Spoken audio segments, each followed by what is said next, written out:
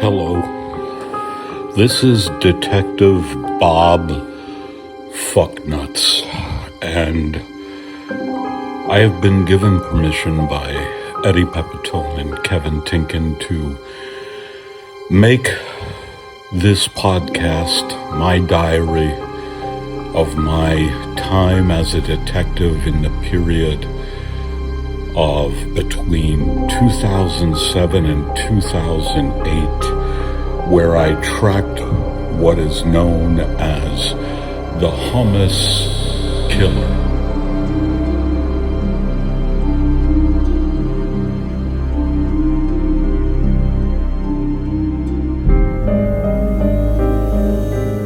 Thank you, Eddie and Kevin, first of all, for letting me air this incredible story on your podcast. I know that your podcast reaches tens of people, and this story is not going to be easy for people to take in. First of all, life has never been easy for me with the last name Fucknuts. When I would write that on paper in school, I would get reprimanded by my teacher for cursing. But the Fucknuts have a long, proud history dating back to the Fucknut family that came over on the Mayflower. First, we were Fucknuts in Germany on the Poland-Germany border. The Fucknuts, we got our name because I believe the family acted like Fucknuts at first, and we've since tamed our behavior to, I now track killers. I track killers, and this story I'm about to tell you is something that I would say if you're listening, maybe pause it and take a Xanax or Valium if they still exist, or a Ativan, preferably a Klonopin. Take something that's going to buffer you from the incredible, intense reality of this horror story that I, Bob Fucknuts, went through for many years between 2007 and 2008.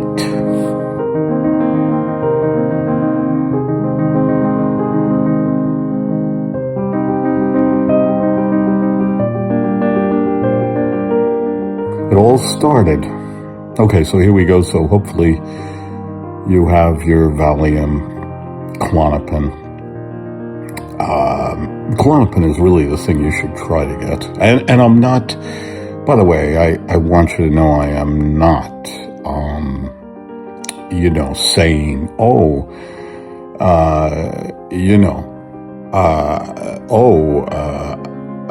it's good to take drugs. No, but it is good to take something before you hear this story. And I don't think a warm cup of cocoa is going to do it, or a hot cup of sleepy time tea, or a red zinger with extra honey.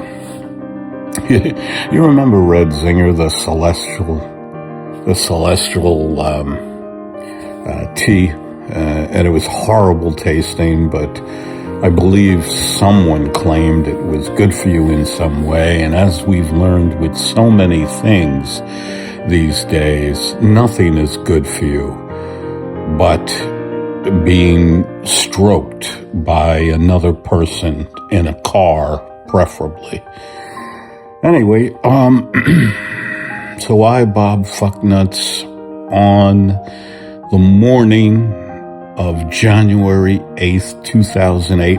By the way, before I go any further, I kind of just went right into it. What I want to say is, do get something right now that'll buffer this story. So if you don't have access to psychotropic drugs like Klonopin and Ativan. These are all for panic attacks. If you don't have access to those kind of psychotropic drugs because you've either lived with good supportive people around you and you never had to go on that stuff, or you haven't been able to afford a psychiatrist who's prescribed them, or you're a maniac and you don't want any help. So anyway, if you can't get your hands on those for those reasons,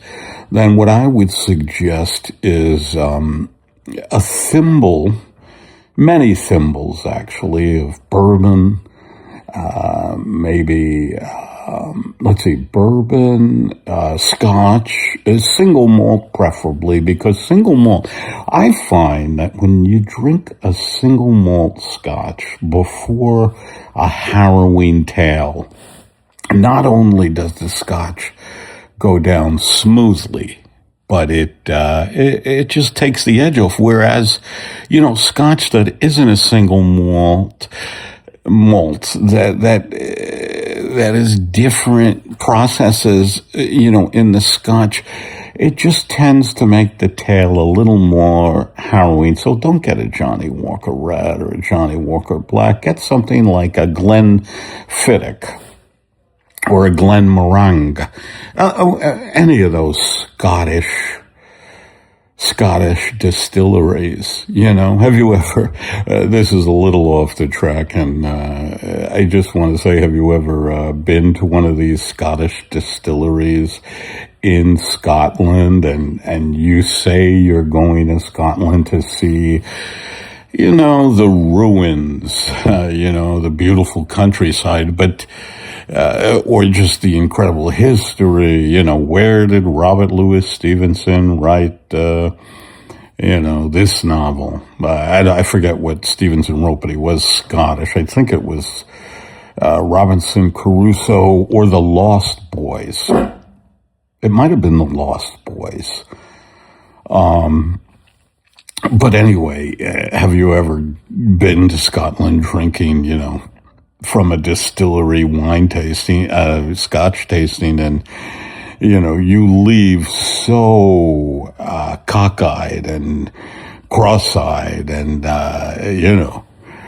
you're just four-eyed and eight-eyed, and you just, all you want to do when you're in that state is make love to people. You want to make love to different strangers. But anyway, I am getting off the beaten track. So I guess I want to hammer home, if you can't get your hold on psychotropic drugs, to grab, a single malt scotch. And then the other thing I guess you could do is have chloroform on a rag beside you. And this is an interesting irony, because chloroform was used by the hummus killer, but if you have chloroform next to you, it would be a good idea, have chloroform on a rag next to you. And if the story gets too intense, put the chloroform up to your nose, breathe in deeply, and by the time you awaken, you will not be frightened. You'll be like, what the hell did I just do to myself? What the hell did I just do to myself with chloroform? Which is better than feeling the terror of the story I'm going to tell you. So anyway, that's the last time I'm going to bring this up before I get into the story. Just have some kind of substance, whether it be single malt scotch, chloroform on a rag, Klonopin, things like that. Strong things, not Red Zinger tea or anything from Celestial Seasonings. The only thing you should get from Celestial Seasonings is a pass. You should get a pass that you don't want to get anything from them. I just find their products to not be, that great. You know what I mean? I don't know if Celestial Seasonings is the way to go anymore in my life. So here we go. It was January 7th, 2009.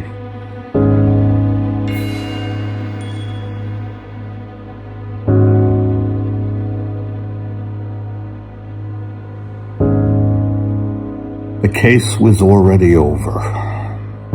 I was sitting in my squad car, really realizing that I said the case was from 2007 through 2008, and I started it off on 2009. So the case was over, and I was sitting in the car, and I was drinking a very uninteresting celestial seasoning called Lemon Zinger, which is a counterpart to Red Zinger. My partner was out getting himself a nice cup of coffee, good strong coffee from a chain. This one is called Gregory's, a very weird little logo they have on Gregory's. It's like just kind of the visage of a guy with a beard.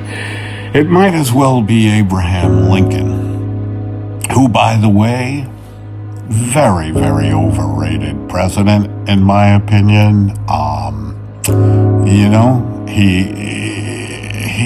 He didn't do much for me. I feel like he's given credit for a lot of things, but my obsession with Lincoln wasn't what I was thinking about on this day, as my partner was getting a good, strong cup of joe from Gregory's, and I was drinking Lemon Zinger on the advice of my doctor, who I should have never listened to. I can say that with surety here in 2026 in hindsight, because my doctor, who told me to drink Lemon Zinger because I had a urination problem, he was found dead in the trunk of his own car, and he was the person who actually did it. He actually battered himself and did it in a trunk, and then closed the trunk, and then shot himself to make it look like a kidnapping gone awry, because he was embarrassed to be found having committed suicide. So he was crazy, and I'm listening to him about urination advice. And I just want to tell people out there, if you're having any problem with urination, vet your doctor. Make sure your doctor isn't a lunatic.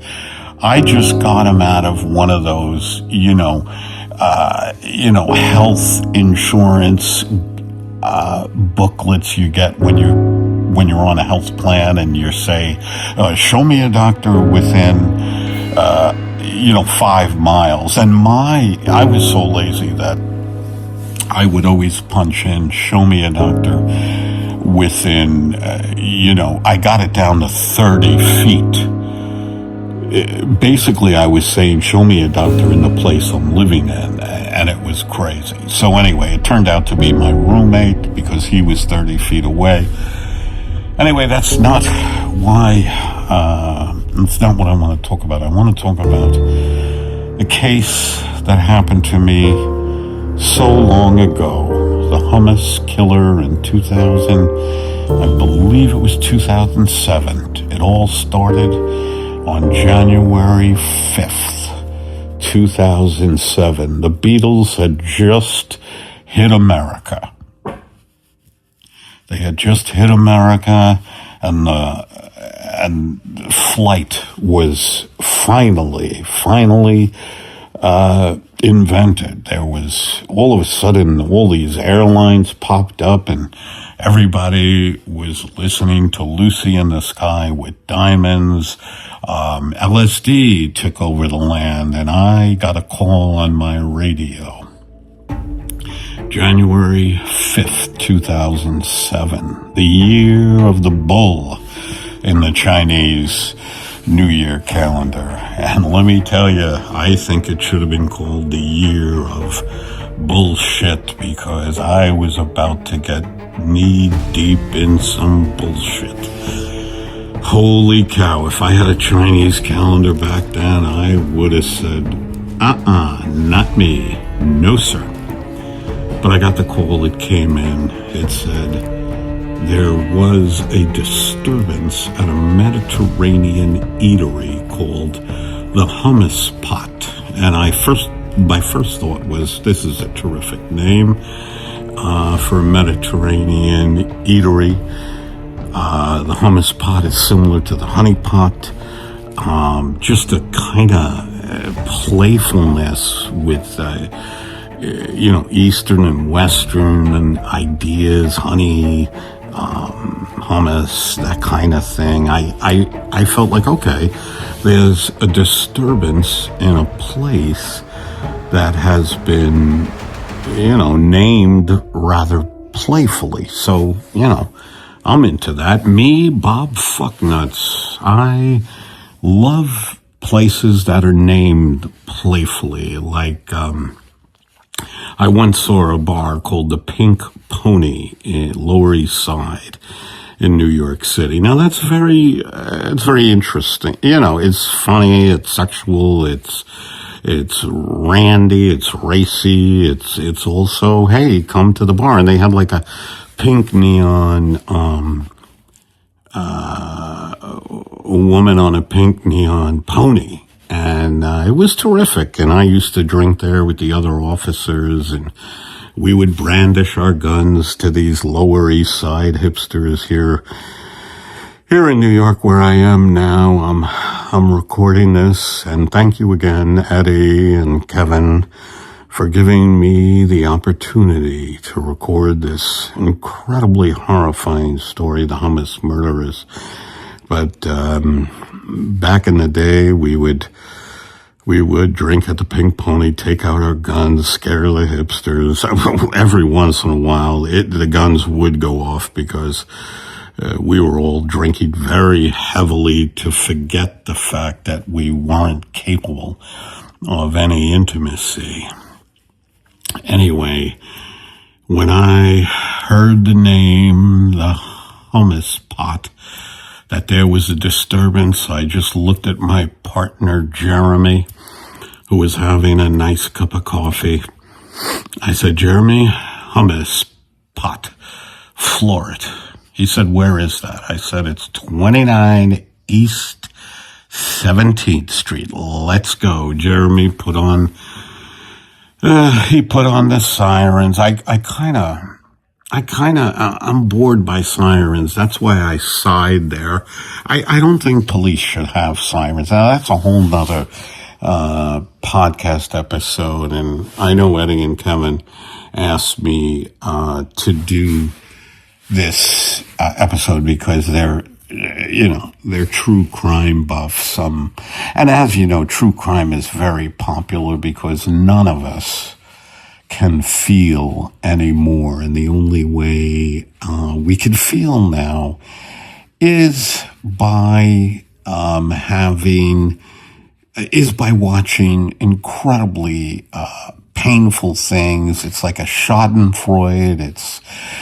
We're ghoulish. We've become a ghoulish nation, and it's like getting hit in the face when you watch these horrific true crime shows, and it just makes one feel. Anyway, I'm getting on a soapbox here, and I'm getting a little far away from this incredibly deep, dark story. So we're headed to the Hummus Pot. Hummus Park, by the way, was right across the street from the Hummus Pot. At Hummus Park, there were many people who would bring their children to Hummus Park, and it was vegetarian for the kid. It was like there were slides and there were swings and sandboxes, and then there were, little kiosks selling hummus, and only hummus, just hummus in cups, like one would sell ice cream. But, it's a great protein source. It's chickpea. Anyway, so we drove directly to the Hummus Pot. We could see already when we drove up, we saw what we thought was blood on the windows to the restaurant and flickering lights. It looked like, it looked like one of those really scary movies where the lights are flickering and there are little blood droplets. But we realized very quickly that it wasn't blood on the windows. They were just dirty and no one had cleaned them. And the flickering lights was just someone trying to light a cigarette inside in a dark restaurant. And he kept trying to light the cigarette, so there would be light and then no light, light and then no light. So we knocked on the door. And the person, and this is where I hope you have your Klonopin, I hope you have your chloroform, I hope you have your single malt scotch. Ding dong! Oh, hold on, everybody. There's someone at my door. Let me see who it is, and then I'm going to get into this incredibly painful story about the man with the cigarette lighter, who he turns out to be, and what he turns out to have done, and all that. Ding dong! All right, I'm coming. Who is it? Please open up, sir. This is Jerry Stevens. Jerry Stevens? Is this Bob Fucknuts? Yeah, Jerry, hold it. Let me open the door. Hi, Jerry. What can I do for you? I don't know. I just wanted to get a look at you because my cousin Kate said that you were fucking my wife. Is that true? Jerry, is your wife's name Rita? Yeah, it's Rita. Okay, I'm gonna lay my cards on the table to you, Jerry. I'm in the middle of a podcast here. Oh yeah, what are you doing? Do you talk about science or cars? No, Jerry. I don't talk about science or cars. I'm talking about the Hummus Murders. Oh yeah. That's the scariest story I ever heard. But let me get back to the original point. Did you fucking my wife Rita? Jerry, I'm gonna lay my cards on the table. Yeah, I know, you said that a while ago. I know I did, Jerry, but I did want to tell you that I am in the middle of a podcast, and I know this is a deep personal issue with you, and your hurt, betrayal, all that, but I have to get back to this podcast, so I'm just going to tell you quickly, yes, I am fucking your wife. That's number one. Number two, she does not love you. And number three, if you don't leave, I'm going to kill you with my revolver, which is it's issued by the police. So, your call, Jerry. All right. I just wanted to know, and thank you for your honesty. Okay, folks, sorry about that. Good night, Jerry. Good night. I was just waiting for you to close the door. I did with the click of my tongue there. That signified the door closing. Okay, Jerry's gone. Okay, so the guy was inside the hummus pot. The kids are playing across the street in Hummus Park. You know, the little kiosks of hummus. And all of a sudden, the light from the lighter that was trying to light the cigarette. And by the way, the cigarette was, do you remember the menthols, Winston? Do you remember Winston? Winston tastes good like a cigarette should. Do you remember that particular jingle? That was amazing. It was amazing back then that, first of all, that cigarette commercials were on the air, and secondly, that they all had jingles, and all the jingles were very good. Like in 2007, they had just invented, the jingle machine. It was a machine that wrote jingles. A lot of people thought they were advertising executives, but you cannot write things like that. It was the jingle machine back in 2007, along with, LSD finally being mainstream. LSD became very mainstream in 2007. A lot of people think that just hippies would take LSD, but LSD was being taken by everybody. Even at the station, all of us guys, especially detectives, we would all drop a tab of Purple Haze or whatever they called it, Jimi Hendrix, ass, whatever it was, they had funny names, and Sunshine and Blotto, was a name, Blotto. The names were terrific, sort of like the Pink Pony were funny, they were interesting. And LSD had become mainstream and everybody was taking it, even the guard dogs. We had guard dogs and they got in on it. They would, a lot of these dogs, I don't know if you know this, but a lot of these dogs that sniff luggage and things at airports for drugs become addicts.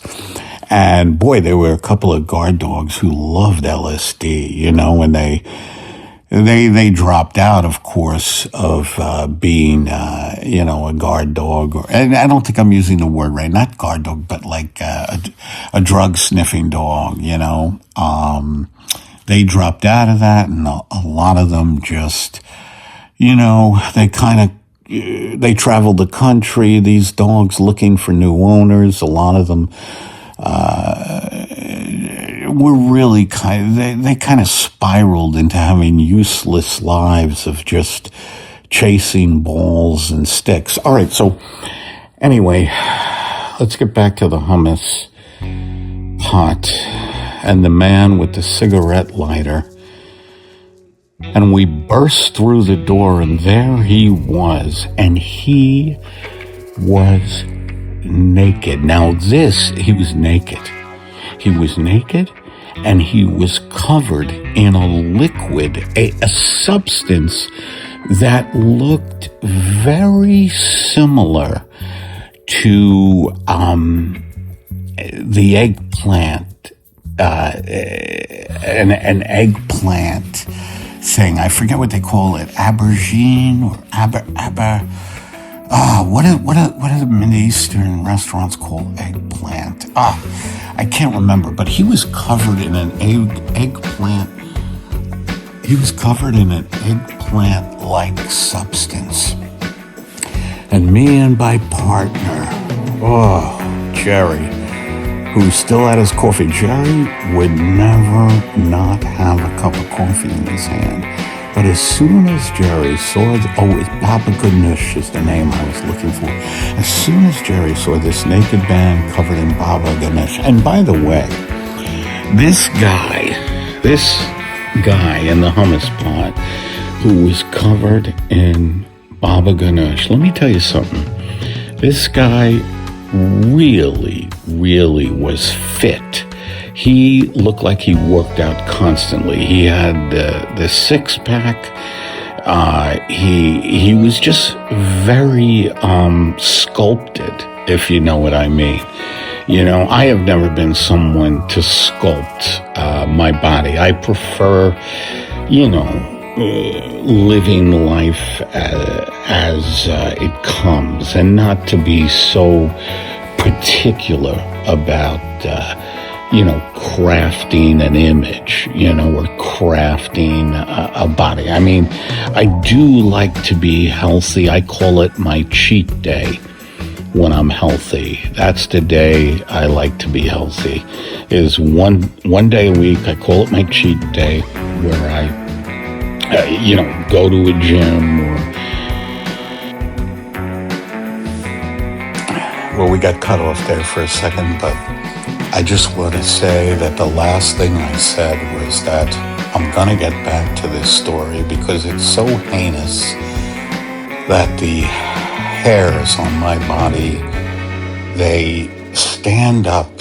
The hairs stand up. And when my hairs stand up, it's very uncomfortable because I wear tight-fitting Lululemon clothing. And I know a lot of people get intimidated when I mention that I have Lululemon clothing. Look, Lululemon clothing for me has been a fad, and it's tight fitting, and I don't think I should wear it anymore because I try to tell this story about the Hummus Murders as much as I can. I go around now doing what's called the true crime circuit at colleges, where I talk about where ex-detectives, me, Bob Fucknuts, talks about the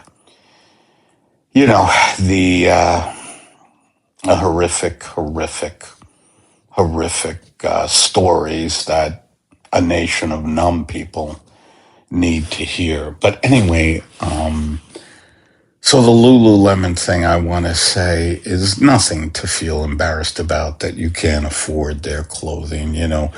I find clothing to be, anyway, let me get back to this. This gentleman, and I call him gentleman because I'm afraid of being sued by his family. This gentleman was covered in Baba Ganoush, and he was a terrific specimen. A guy who obviously went to the gym constantly, just absolutely constantly. You ever go to the gym once in a while and you see the same guys all the time, and you're wondering to yourself, do these people know that there's life outside? Anyway,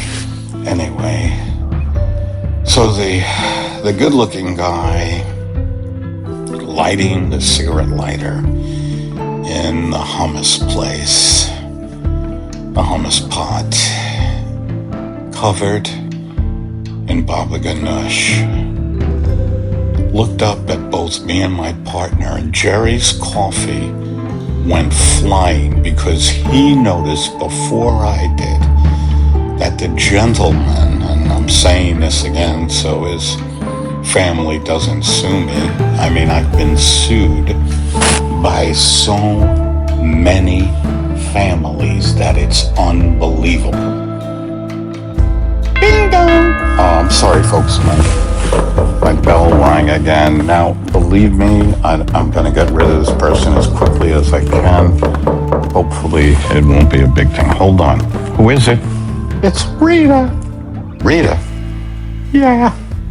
Rita, I did you know let me open the door. Oh, okay. You opened it, right? With that click of your tongue? Yes, Rita. Look, you know your husband was here? I know. That's what I came to tell you. Yeah, I know your husband was here. You don't have to come and tell me that. No, silly. I'm here to tell you that it's over. Okay, all right. I think it kind of was winding down anyway, don't you think? I mean, the sex was getting a little mechanical. Yeah, I know. I saw that you were checking your phone a lot while, you were on top of me. Anyway, I just want to say I had a terrific time with you, and that my husband says he is going to hire someone to kill you. Look, Rita, I really can't deal with this right now, okay? Because I have a podcast I'm in the middle of. Oh, you never told me you had a podcast? No. Do you know Apocalypse Soon? Put out by Eddie Pepitone and Kevin Tinkin. Oh, I think I have a friend who said they listen to it on occasion. Well, first of all, it's not something you can listen to on occasion. It's something you have to commit to. It's a brand of insanity. Anyway, I don't want to get into a review of Apocalypse Soon, but anyway, they said I could tell the story of the hummus killer. A hummus killer. What happened? I thought hummus was terrific and good for you. Look, Rita, I gotta go. I gotta get back to the podcast. Okay, well, I just wanted to say that, my husband is hiring someone to kill you. Okay.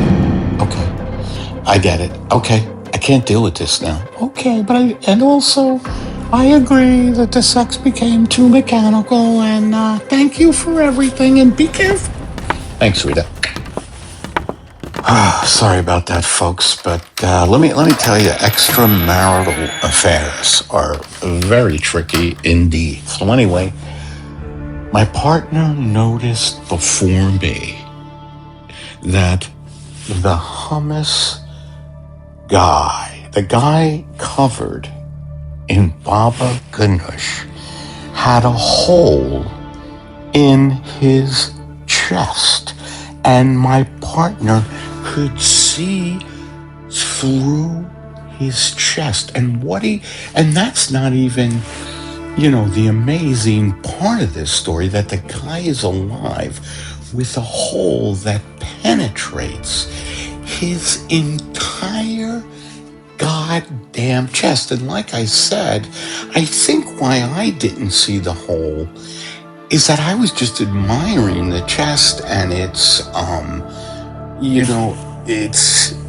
just incredible symmetry, and the lines of his body were so terrific, that I actually, even if I saw the hole after seeing his body, which I did, I'd still would ask him out, or at least ask him to go on a picnic or something, or become friends with him so I could ask him tips about how to sculpt myself. But anyway, I'm getting way off. You could see right through his chest because he had a hole in his chest that was pretty big. And when you looked through his chest, you saw a beautiful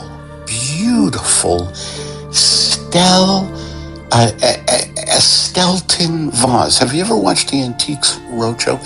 And there's these beautiful vases called Stelton, made from a British factory on the Thames. And Stelton pottery was so famous. And every time you watch the Antique Roadshow and they bring up Stelton pottery, you're like, oh my God, I wish I could own that. And you could see Stelton pottery, a big, beautiful silver Stelton pottery that could have been this vase, silver Stelton vase, that probably was worth, I would say, $9,000. And back then, I did not have a lot of money. And I ran to the Stelton pottery. I ran to it, and sure enough, it looked even more expensive than $9,000. Now my partner, unbeknownst to me, because I was transfixed by this beautiful pottery, and my partner was being strangled by a man who had a hole in his chest the size of a pizza. And I guess that's overdoing it, because that would take up his whole chest. Let's say a very small pizza, individual size, or maybe even a kid's pizza. But anyway, he was being strangled and struggling, and it was a life and death struggle, and I'm a pottery nut, and I didn't pay attention to him until it was too late, and I saw my partner just lying there lifeless, and I said to the guy who did the goddamn strangling, I said, "You, my friend, are rude."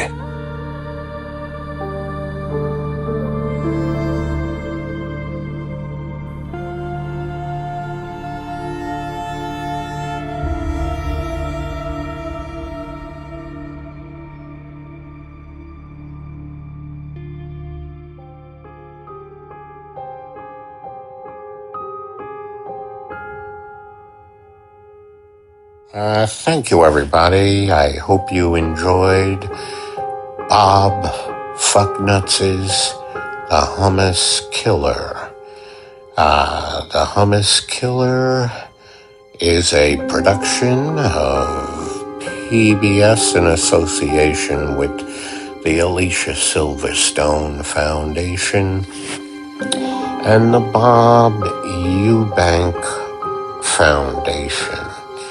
As you know, all of the monies that go to this podcast here at the Bob Eubank Foundation and Alicia it all goes to me.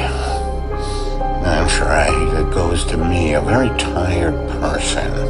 And we'd like to thank you for listening to the Hummus Murders, Hummus Killer Murders. Hummus Pot was where the one killing took place.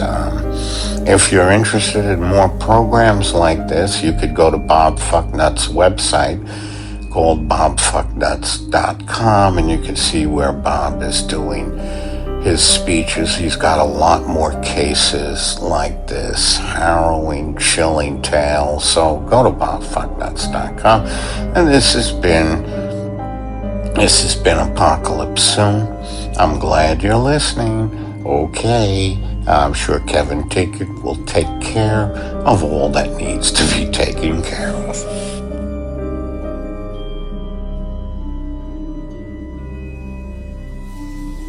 Hey Frank, Fucknuts here, Bob's brother. Go to bobfucknuts.com. Make sure you get the tickets to the next big one that's coming up with old Bobby. And go to Pepitone.com, go to the Patreon, go to YouTube, subscribe, all that stuff. All good stuff there. Anyway,